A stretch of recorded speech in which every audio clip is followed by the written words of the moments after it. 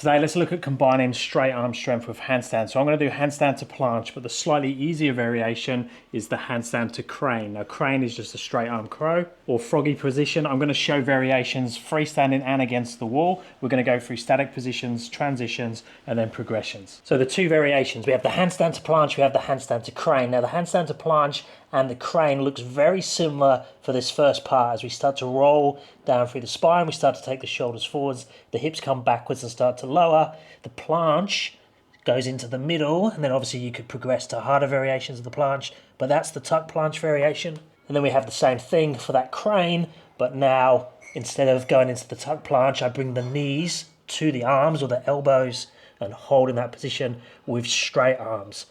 So the crane is obviously easier than the planche position because you just got that extra amount of support coming from the arms. So the knees are in contact or resting on the arms in the bottom position, and it makes the catch easier as well because you're touching something, so you're actually pushing your knees into something for that finish. Where with the planche position, you're landing in no man's land. There's nothing actually stopping you. You could continue all the way to the floor.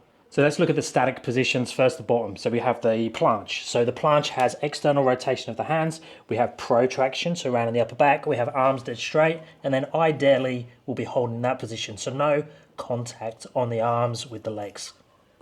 The crane position, you bring the arms in closer towards each other because we need to make contact with the knees on the elbows, but I'm still slightly wider than my standard handstand balance position.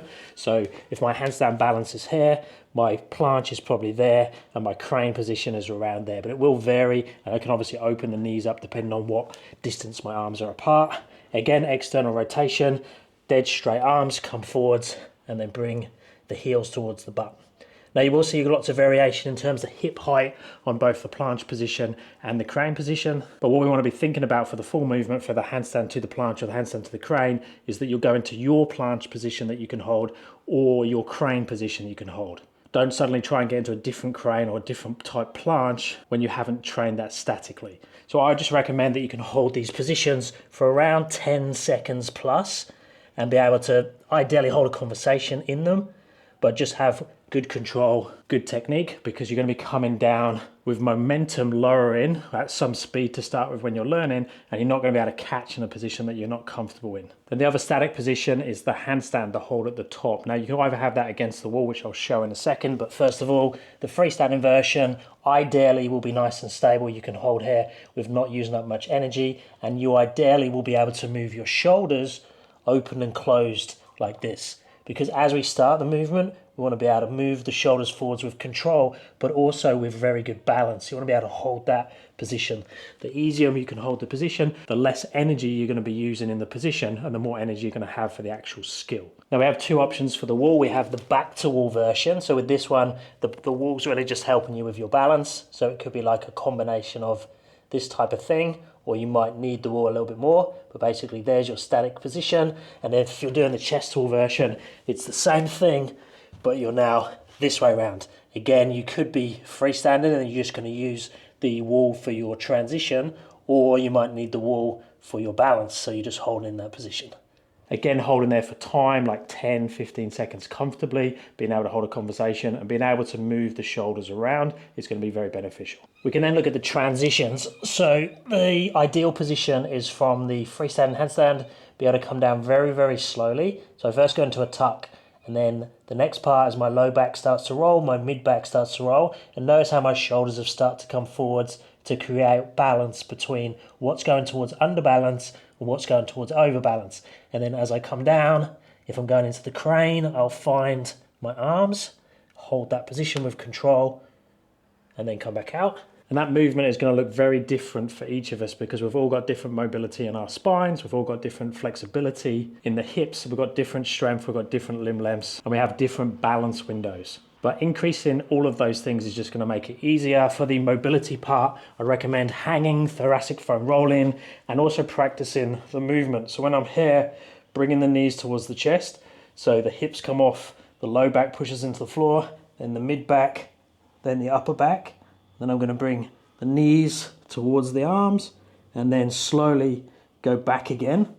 Again, trying to articulate through each segment of the spine, mimic the movement, keep everything close to the floor. If I go that way, that's increasing those lever arms, making things much harder. So having the ability to roll the spine up, roll the spine back down is going to really help you. And that goes exactly the same for the transition when we go into the planche. We roll down through the spine, it's just the legs stay more in towards the middle, and then we hold in the planche position for 5 seconds maybe before we come back out. Now obviously the hold time is one of the ways how you can make things easier or harder. When you're first learning the catch, you might just need to visit the position. So as I come down, I visit the planche, but I pass through, toes to the floor, and I could come back to my planche position. So you're just trying to go down as slow as possible and land with as least amount of energy or impact into the floor. Then we have the transitions using the wall. Now, if we are going to be going to a planche or into a crane position, we can't really roll down the wall with the back, but that would be a progression towards it. Ideally, it would just be using the balance at the top, coming down, going through that articulation, rolling of the spine, finishing in your crane position. But you can see there, I'm limited by how far I can take the head and shoulders forwards because my head's going to touch it if my hands need to be close when I'm using the wall for balance. So you have to sort of ride the edge of that. It's not ideal, but it is one way of slowing everything down. If you want to work that articulation, you can do your standard wall lean type movement. So practicing this, practicing the rolling of the spine down the wall, as slow as possible. Probably not going to be able to hold in your bottom position because the wall just gets in the way and it's going to push you off. But if you do want to isolate the shoulders open and closing and the articulation of the spine, rolling the spine down, that's a great drill. And then we have the chest to wall progressions. So in this position, now I get to walk down the wall. And then here I can either come in to my planche position, or I can do the same thing, hands just a little bit closer, walking down the wall and stepping into my crane position. Now the benefits of the chest to wall version is that it opens it up to more people. We don't need quite so much balance. You don't actually need so much strength. You can put a lot more weight into the wall, but that's also the downside. It's teaching us to put weight this direction.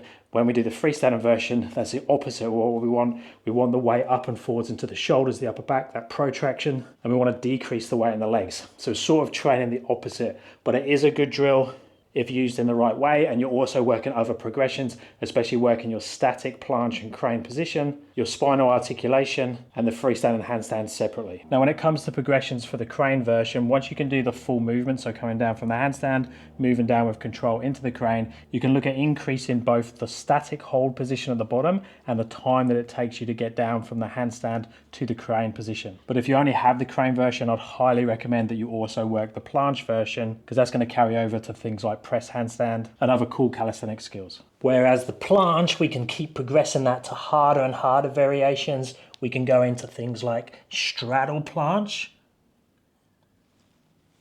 and even advance it all the way to full planche, which I can't demo for you, but you've got all your progressions going from a tight tuck, which we've done at the start, to an open tuck, to a froggy position, to close hip straddle, to open hip straddle, to full position, half lay, single leg. A few options there. Reach out if you'd like coaching, www.paultwyman.com.au. If you're interested in my app, link is down in the description, and I'll speak to you in the next one. Thanks, guys.